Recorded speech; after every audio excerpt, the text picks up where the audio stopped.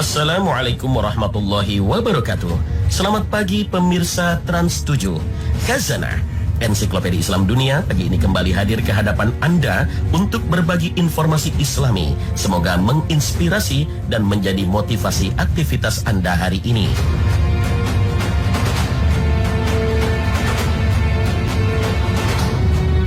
Al-Quran Al-Karim diturunkan Allah dari langit ke bumi melalui malaikat Jibril kepada Nabi Muhammad SAW hingga ke tangan kaum muslimin sampai saat ini. Allah Subhanahu wa Ta'ala pun berjanji akan menjaganya sehingga sampai saat ini tak satu pun kalimat atau huruf yang berkurang atau bertambah, dan menjadi kitab suci yang menjadi pedoman kaum muslim di muka bumi. Namun akan datang suatu masa Al-Quran akan diangkat kembali ke langit sehingga tidak akan tersisa satu ayat pun di muka bumi. Al-Quran akan hilang dari ingatan manusia dan lembaran-lembaran mushaf Al-Quran pun akan kosong. Peristiwa ini akan terjadi ketika ajaran Islam memudar secara perlahan hingga puncaknya ritual ibadah seperti sholat, puasa, haji, dan sedekah tidak lagi dikenal orang. Huzaifah radhiyallahu anhu menuturkan bahwa Rasulullah SAW pernah bersabda, Islam akan pudar secara perlahan seperti pudarnya sulaman baju, sehingga puasa, sholat, haji, dan sedekah tidak lagi dikenal. Al-Quran juga akan diangkat dalam satu malam sehingga tidak ada satu ayat pun tersisa di muka bumi.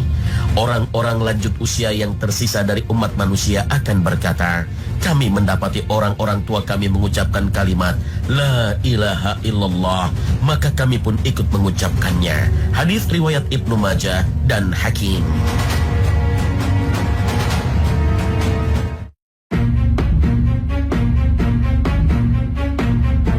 Mas'ud menjelaskan, ajaran agama yang pertama-tama hilang adalah amanah atau kejujuran, menyusul sholat, dan terakhir adalah Al-Quran yang akan dicabut dari muka bumi. Terkait dengan hal ini, Ibnu Mas'ud radhiyallahu anhu pernah ditanya, bagaimana mungkin Al-Quran akan dicabut dari manusia sementara Allah telah menetapkannya di dalam hati mereka dan mereka pun telah menuliskannya di dalam mushaf.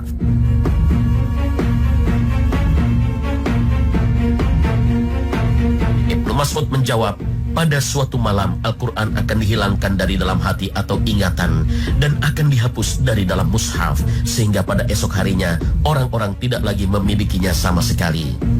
Setelah menyampaikan hal ini, Ibnu Mas'ud membaca firman Allah, dan sesungguhnya jika kami menghendaki, niscaya kami lenyapkan apa yang telah kami wahyukan kepadamu Muhammad, dan engkau tidak akan mendapatkan seorang pembela pun terhadap kami.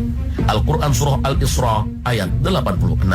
Hadis riwayat Ibnu Abi Syaibah.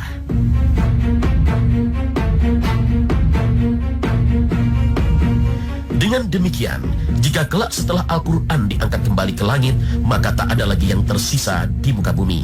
Orang-orang yang memiliki hafalan Al-Quran tak lagi memilikinya, hilang dari ingatannya.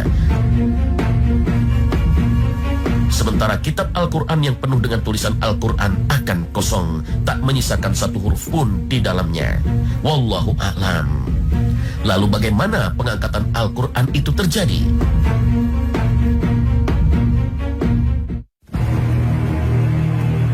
Tak ada keterangan bagaimana Al-Quran itu kembali. Apakah satu persatu hurufnya ditarik oleh Allah ke langit, ataukah kalimat per kalimat, atau langsung seluruh surah Al-Quran langsung ditarik secara bersamaan? Wallahu a'lam.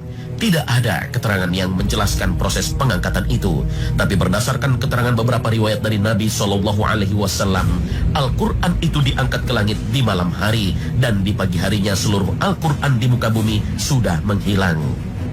Meski tak diketahui seperti apa pengangkatan Al-Quran, tapi sebuah riwayat dari Ibnu Umar menjelaskan pengangkatan Al-Quran itu menimbulkan suara gemuruh yang terdengar di sekitar arsy bagaikan suara kawanan lebah. Ibnu Umar radhiyallahu anhu menuturkan bahwa Rasulullah SAW bersabda, hari kiamat tidak akan terjadi sebelum Al-Quran pulang kembali ke asalnya sehingga menimbulkan suara gemuruh di sekitar arsy seperti suara lebah. Kemudian Allah Subhanahu wa Ta'ala bertanya, ada apa denganmu? Al-Quran menjawab, darimu aku keluar dan kepadamu aku kembali. Aku dibaca tetapi tidak diamalkan. Ketika itulah Al-Quran diangkat ke haribaan Allah. Hadis riwayat Dailani.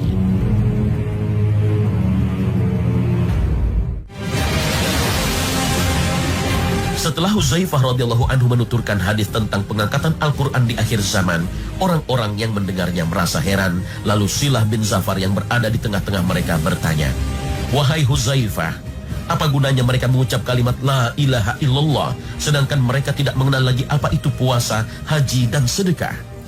Mendengar pertanyaan ini, Huzaifah berpaling tak menjawab. Silah pun mengulang pertanyaan yang sama, namun Huzaifah tetap diam. Baru setelah diajukan 3 kali, Huzaifah mengarahkan pandangannya kepada Silah dan menjawab, "Wahai Silah, kalimat itu akan menyelamatkan mereka dari api neraka." Huzaifah menyebutkan 3 kali. Hadis riwayat Hakim. Wallahu a'lam.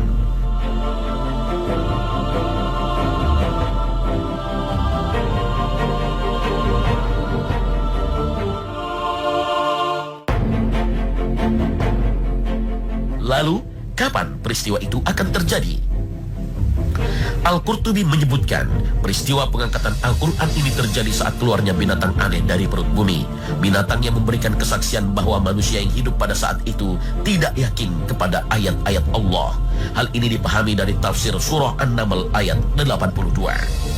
Dan apabila perkataan telah berlaku atas mereka, kami keluarkan binatang dari bumi yang akan mengatakan kepada mereka bahwa manusia dahulu tidak yakin kepada ayat-ayat kami. Al-Quran surah An-Naml ayat 82. Kalimat perkataan telah berlaku atas mereka adalah matinya para ulama, hilangnya ilmu, dan diangkatnya Al-Quran. Oleh karena itu, Ibnu Mas'ud berpesan, banyak-banyaklah membaca Al-Quran sebelum Al-Quran diangkat ke tempat asalnya.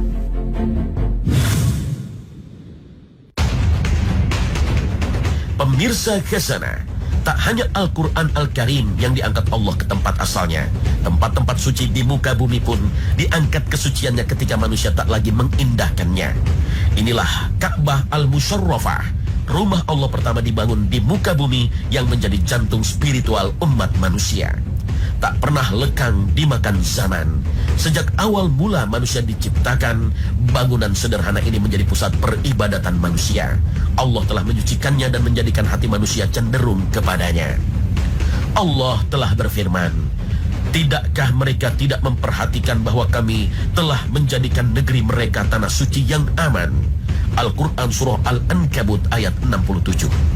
Bukanlah kami telah meneguhkan kedudukan mereka dalam tanah haram, tanah suci yang aman. Al-Quran surah Al-Qasas ayat 57.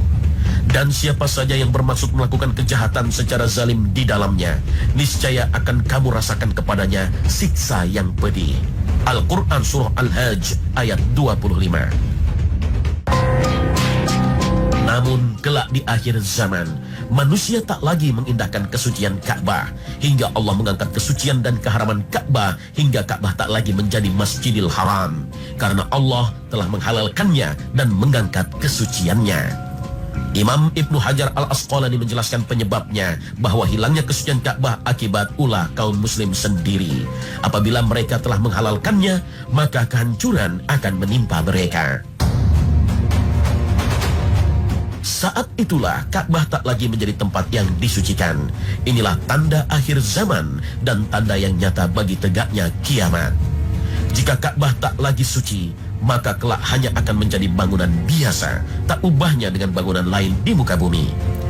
Tak hanya diangkat kesuciannya oleh Allah Subhanahu wa Ta'ala, kelak Ka'bah akan dirobohkan oleh seorang Habasyah yang memiliki julukan Zu Zuwaikatain, sang pemilik 2 betis kecil, karena kedua betis pria ini kecil dan kurus.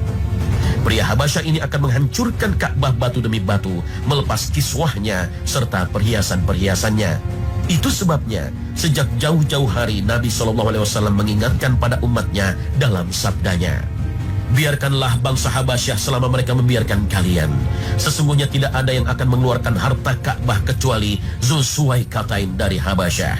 Hadis riwayat Abu Daud.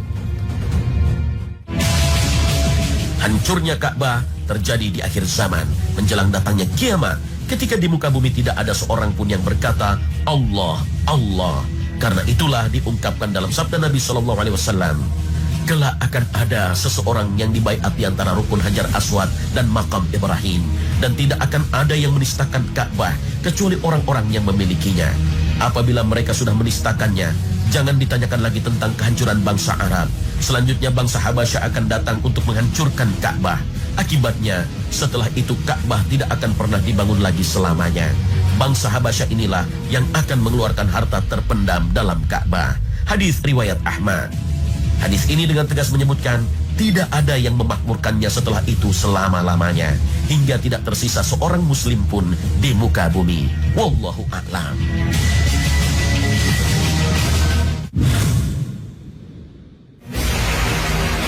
Pemirsa Khazanah, jika kitab suci Al-Quran telah diangkat ke langit dan Ka'bah tak lagi suci karena kesuciannya telah diangkat Allah Subhanahu wa Ta'ala, lalu dirobohkan oleh orang Habasyah, saat itulah manusia tak lagi mengenal agama, meski masih ada yang menyebut La ilaha illallah.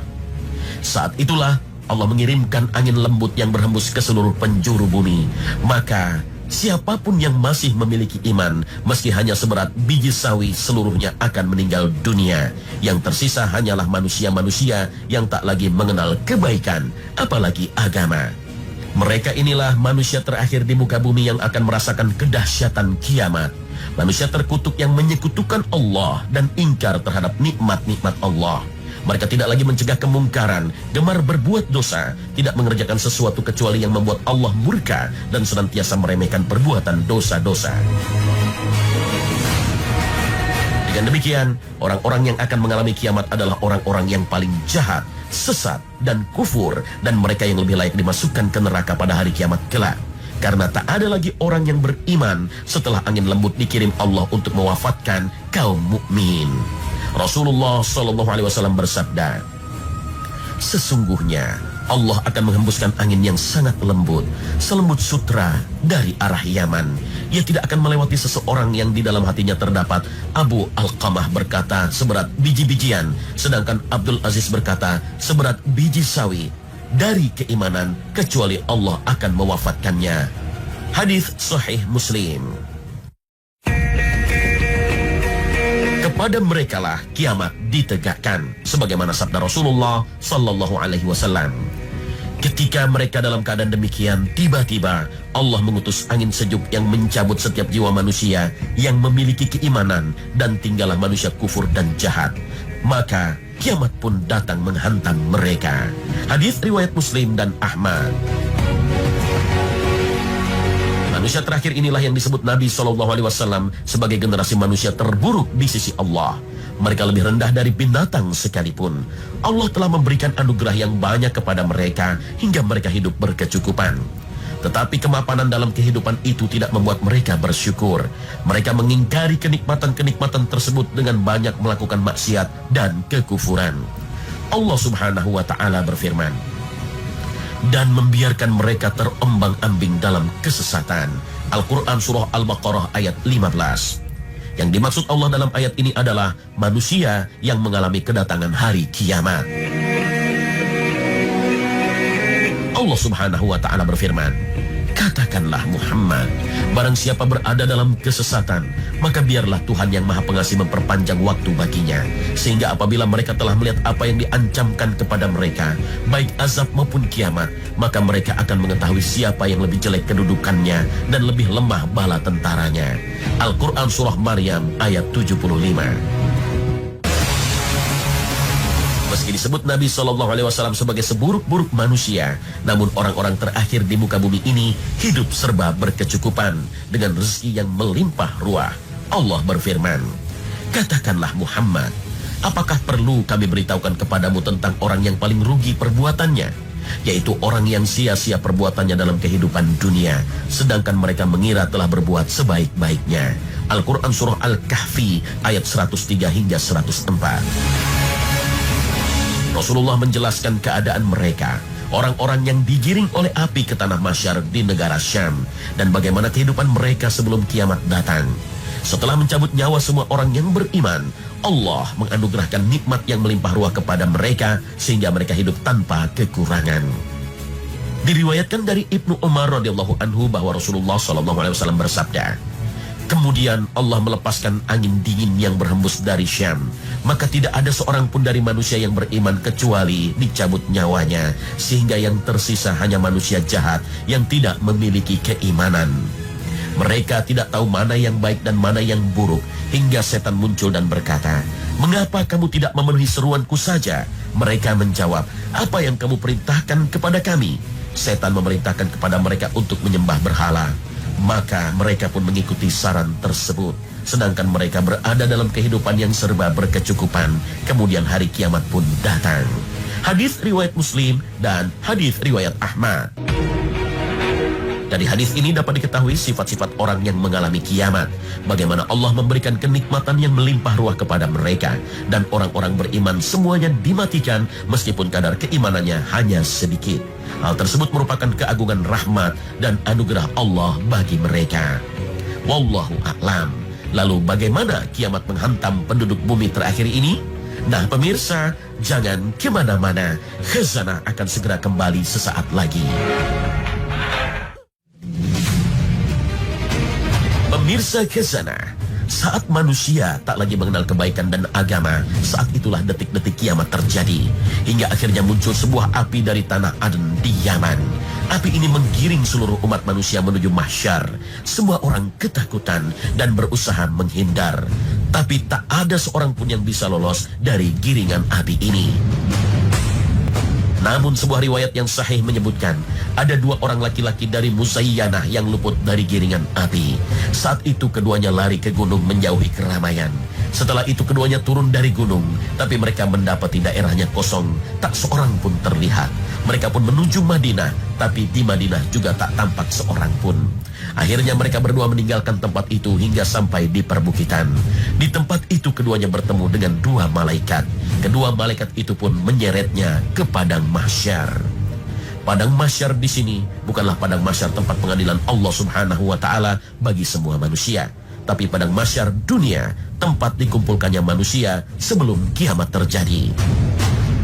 Jika saatnya telah tiba, maka guncangan hebat dan kehancuran tak akan bisa dihindarkan oleh siapapun, sekalipun ia bersembunyi di tempat yang dianggap paling aman sekalipun.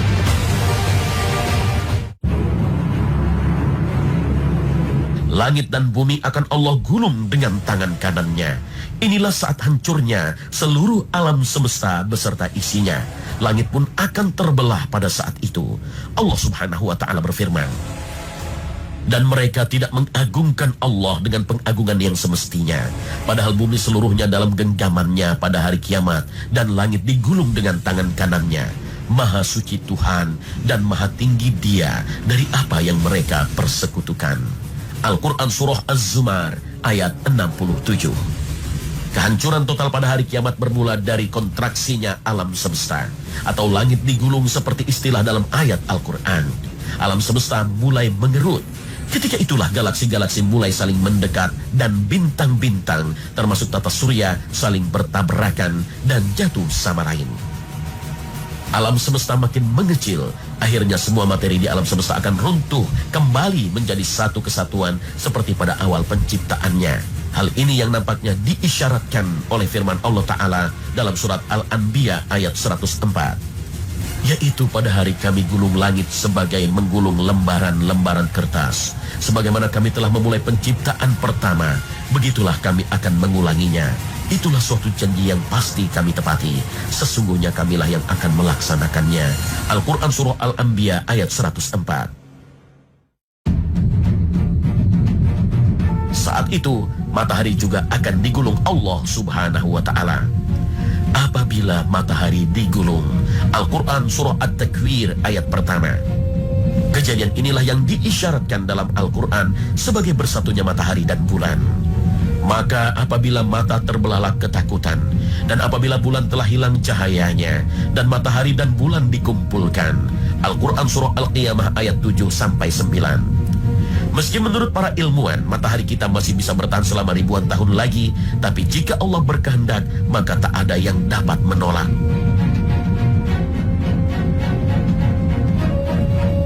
Tidak hanya matahari, benda-benda langit lainnya juga akan mengalami ketidakstabilan yang menyebabkan mereka lepas dari orbitnya. Kejadian inilah yang diceritakan Allah dalam surat Al-Infitar ayat 2. Dan apabila bintang-bintang jatuh berserakan. Al-Quran surah Al-Infitar ayat 2. Saat ini kita merasa sendirian di bumi, tapi jauh di luar sana ada jutaan bahkan miliaran galaksi-galaksi bagaikan pulau-pulau yang saling berjauhan yang berpenghuni miliaran bintang. Semua benda langit itu akan kehilangan keseimbangannya dan saling bertabrakan. Sedangkan di bumi sendiri terjadi bencana maha dahsyat yang mustahil satu orang pun akan selamat. Air laut akan meluap sehingga terjadi gelombang tsunami di mana-mana. Seluruh bangunan megah dan gedung-gedung pencakar langit akan disapu air bah. Tidak hanya gelombang tsunami, air laut juga akan menjadi panas dan mendidih. Dan sesungguhnya laut yang terlihat tenang dan menenangkan, di bawahnya menyimpan potensi bencana maha dahsyat. Jauh di bawah laut sana tersimpan rangkaian gunung berapi yang membentang berpuluh-puluh ribu kilometer di tengah-tengah seluruh samudera bumi. Inilah kiamat yang menjadi akhir dari fase kehidupan alam semesta untuk memasuki babak baru kehidupan abadi manusia. Wallahu a'lam. Nah pemirsa, sampai di sini akhir perjumpaan kita hari ini. Semoga Allah Subhanahu wa Ta'ala senantiasa memberikan hidayah dan taufiknya kepada kita. Amin ya Rabbal Alamin. Terima kasih atas perhatian Anda. Wassalamualaikum warahmatullahi wabarakatuh. Bentangkan tangannya.